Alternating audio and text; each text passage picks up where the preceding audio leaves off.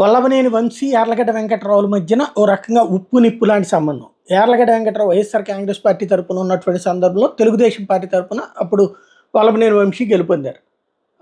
ఆ తర్వాత వల్లభనేని వంశీ వైఎస్ఆర్ కాంగ్రెస్ పార్టీలోకి వస్తే యార్లగడ్డ సర్దుకుని కొన్ని రోజులు ఆగిన ఇద్దరి మధ్యన ఎలాంటి సంబంధం కుదరలేదు. ఆ పరిణామ క్రమం యార్లగడ్డ తర్వాత తెలుగుదేశం పార్టీలోకి రావడం, తను ఇప్పుడు గన్నవరం నుంచి గెలవడం జరిగింది.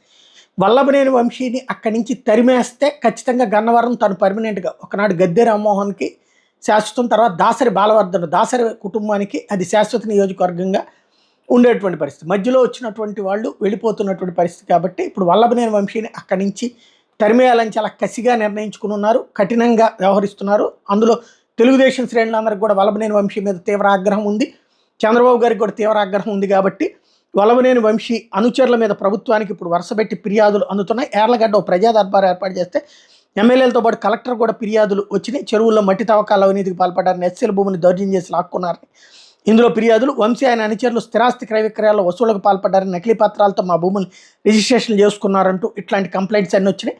వాటి ఆధారంగా వల్లభనేని వంశీ అడుగు పెడితే లోపలేసేయడానికి సిద్ధపడుతున్నారు.